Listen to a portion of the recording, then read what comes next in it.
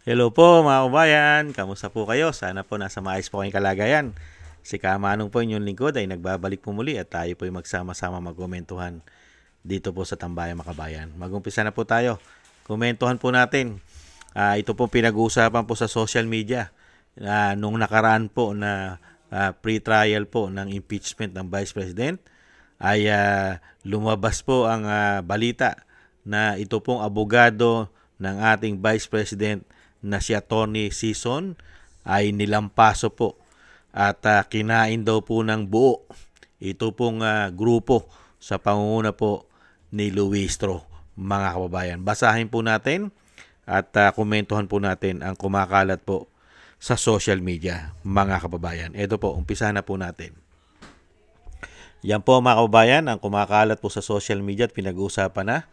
Ayon po sa abogado ni Vice President Sara Duterte na si Atty. Sison, abogado ni BP Sara, kinain umano ng buhay si Luistro sa pre-trial. Ano daw po ang kasunod? Ayon sa politiko, sinabi ng isang source nila na tila lamang na lamang ang depensa sa talakayan kung saan si Batangas Representative Jerbil Luistro, ang lead prosecutor ng Kamara, ay nahirapan umanong makasabay sa mga agrumento ng kampo ng Vice President Sara Duterte. Totoo naman po yun mga kababayan. Dahil po ang opisina at ang kampo ng Vice President ay kompleto po yan sa ebidensya at may mga patotoo yan, mga dokumentado po yan. Hindi po katulad ng grupo, ito pong grupo nila Luistro, ang grupo po ng mga buhaya di umano, at grupo ng mga maleta gangs di umano. Ano po ang daladala niyan?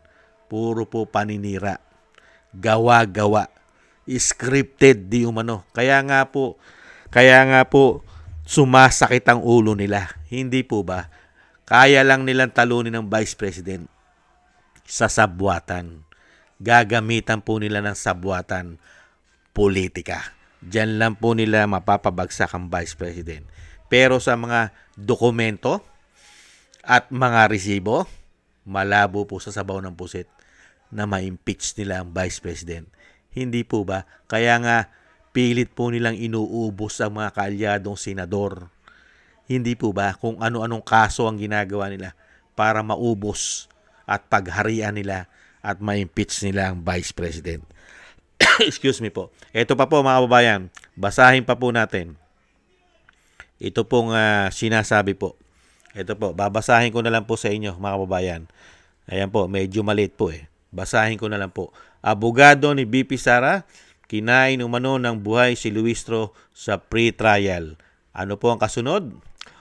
Umani ng atensyon ang pre-trial conference ng impeachment case laban kay BP Sara Duterte matapos ang ulat umano'y naging dominante ang lead counsel ng Vice President na si Atty. Sheila Sison.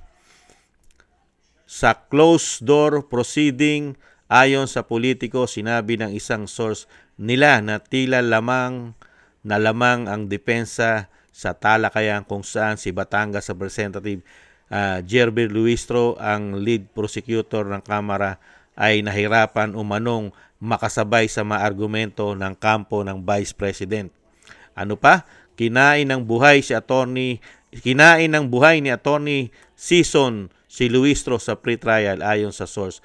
At si source na si sinipi ng politiko. Dahil dito, iniulat na mas naging aktibo si Private Prosecutor Attorney Lorna Kapunan na mga diskusyon habang nagpapatuloy ang mainit na palitan ng magkabilang panig. Lumalabas din ang ulat na naging tensyonado ang ilang bahagi ng pagpupulong hanggang sa kailangang umanong mamagitan ni Senate Secretary Renato Bantog Jr. upang mapanatili ang kaayusan ng pag-uusap. Matapos ang conference, pabirong tinukoy ni Kapunan na na naging init at talakayan, mga kababayan. Nakita nyo po, mga kababayan, sila. Kaya nga po mga kababayan, ito pong ginagawa nila sa Vice President. Ito po ay pamumulitika. Demolition job. Hindi po ba? At syempre para po mailihis. Para po mailihis din ang ginagawa po nilang korupsyon sa ating bansa. Hindi po ba? Dahil nga po mga kababayan, ito pong grupo ni Lupin at mga kaalyado ni Lupin di umano, sila po talaga ang mga salot, pahirap, ibinaon tayo sa utang para nakawin nila ng nakawin ang pera ng taong bayan. Sila po talaga ang mga pahirap at salot sa ating bansa. Hindi po ba? Kaya nga po mga kababayan, isa lang po ang ikababagsak ng Vice President. Sabwatan. Hindi na po titingin yan sa ebidensya. Ang titingnan lang po niyan, numero. Yan po ang kanilang ginagawa ngayon. Nagpaparami po ng numero at pinababagsak po ang mga kaalyado at yung may paninindigan at lumalaban sa korupsyon. Yan po ang kanila pong tinatanggal dyan. Hindi po ba? Sunod-sunod na po yan. Ilan na po yung nakahilera na sinasabing mga senador na tatayong prosecutor na ipakukulong nila. Ilan na po? Nakahilera na po yan. Dalawa na po yung senador, yung isa nagtatago dahil ICC ang ginawa nilang panakot. Yung isa naman po, dinala nila sa flood control, samantalang sila yung napakaraming ninakaw sa flood control, sila'y nananatiling malaya. At ano pa, nahandyan pa po si Go. Si Go ICC pa rin. Si Senator Marcoleta, saan po? Doon naman po sa donasyon nung kampanyahan, nagdonasyon sa kanya. Yun naman ang plunder case niya. At sino pa? At malapit na rin, tumutunog na rin po ang pangalan ng magkapatid na Bilyar. Nakita niyo po yun? Baka isunod na rin nila dyan si Ligarda. Kung hindi babalimbing si Loren Ligarda, kung hindi lilipat sa kanila. Hindi kaya? Kaya dito po, talaga pong kung talaga pong trial talaga ang masusunod at ebidensya ang masusunod, wala pong matibay na ebidensya ang nag-i-impeach. Wala po. Katulad po nung sinasabing confidential fund, mag-i-impeach ka ng confidential fund. Confidential? Samantalang ang Pangulo ng Bansa, 4.5 billion ang confidential fund. I-impeach mo yung 125 million confidential fund. Hindi po ba pamumulitika? Pagpapabagsak, demolition. Hindi po ba? Kaya dito po ay tayo po ay natutuwa. Lalong-lalo po kahit po ito pre-trial pa lang at nakasarado sa publiko, hindi po nila ito ni-live, hindi po nila ito sinapubliko, naka-closed door po ito. Pero tayo po ay natutuwa kahit papaano dahil po rito sa abogado na si Attorney Sheila Sison na talagang ipinakikita niya na ang Vice President ay mahihirapan silang talunin lalong-lalo po sa ebidensya, lalong-lalo po sa katotohanan.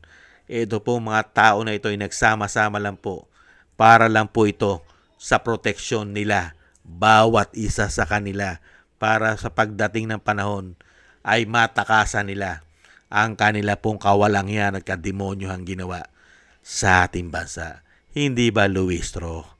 Alam ng taong bayan kung sino ang mga magnanakaw. Alam namin ang totoong mga magnanakaw. Hindi ba, Luistro?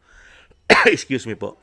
Yan po mga kababayan. Maraming salamat po kay Attorney Sheila Sison, ang tagapagtanggol po. Isa po sa tagapagtanggol po ng Vice President. Mabuhay po kayo. At umaasa po kami dahil ang daladala po ninyo at ang dala-dala ng Vice President ay katotohanan. Hindi po katulad ng grupo ni Lupin. Uubusin ang pera ng taong bayan. Yan ang dala-dala nila, di umano. Thank you po sa gusto po natin Tambayang Makabayan sa YouTube at TikTok. At ganoon din po sa ating mga subscribers. Sa inyo po, sa mga nagko-comment, like, share, and subscribe at patuloy nagsusubscribe, maraming salamat po sa inyo. Shoutout po sa inyo lahat. At shoutout din po sa mga nagbibigay po ng tulong at biyaya. Shoutout po kay Eric Hershaw from Canada, kay Annie Jo, kay Jim Aris from United Arab Emirates, kay Norma Garcia, Mary Natividad Blinden from Netherlands, Gay at Siena, Tatay Nick from Toronto, Canada, kay Jesus Valdepena, Rolando Guerrero, Milayi, Felipe Shapno from Texas, USA, Rolando Timbol from Alberta, Canada, Ma'am LB and Sermani from North Miami, Florida, USA, Melchorita Espinosa from Orlando, Florida, USA, Arthur Estraniero from USA, Randy Crispino from Pasig, Mika Legaspi, Tessie Mantilla from Kuwait, Frank Zamora from California, USA, Romulo Divinagracia from Bacolod City, at